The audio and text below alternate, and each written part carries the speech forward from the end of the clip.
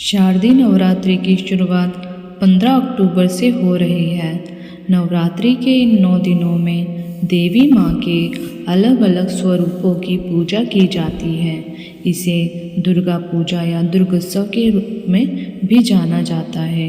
यह हिंदू धर्म में सबसे महत्वपूर्ण त्योहारों में से एक है।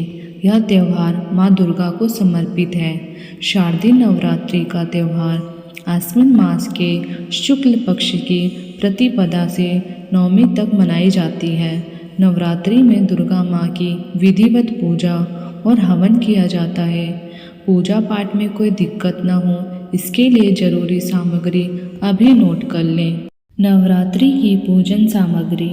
नवरात्रि के पहले दिन घट स्थापना की जाती है।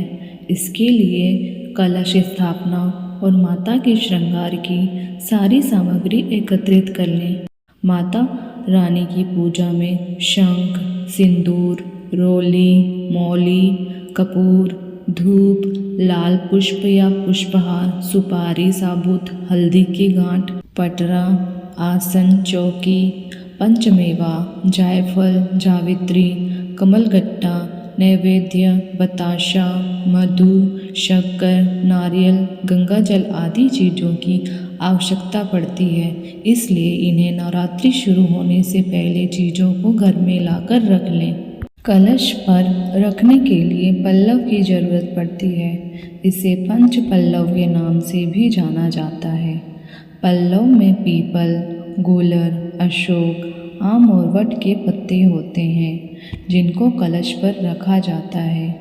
इन पंच पल्लव के ऊपर नारियल रखा जाता है। अगर आपको ये पत्ते ना मिले तो आप आम के पत्तों का प्रयोग भी कर सकते हैं। नवरात्रि की पूजा में घट स्थापना पर जौ बोया जाता है, जो बहुत ही शुभ माना जाता है। इसलिए अभी से घर में जौ लाकर रख लें। माता रानी के श्रृंगार की सामग्री। नवरात्रि में माता रानी को श्रृंगार की सामग्री अर्पित की जाती है। माता रानी को 16 श्रृंगार अर्पित करने से घर में सुख समृद्धि आती है। माता रानी को अर्पित होने वाली इन श्रृंगार की सामग्री में लाल चुनरी, चूड़ी, बिछिया, इत्र, सिंदूर, महावर, बिंदी, मेहंदी, काजल, चोटी, माला, पायल, नेल पॉलिश, लिपस्टिक, कान की बाली और नाक की नथ है। हवन की सामग्री। नवरात्रि के पूरे 9 दिन हवन किया जाता है। इसके लिए हवन कुंड, आम की लकड़ी, काले तिल, कुमकुम, अक्षत, जौ, धूप, पंचमेवा, घी, लोबान, लौंग का जोड़ा, गुग्गल, कमलगट्टा, सुपारी, कपूर और हवन में चढ़ाने के लिए भोग की व्यवस्था पहले ही कर लें।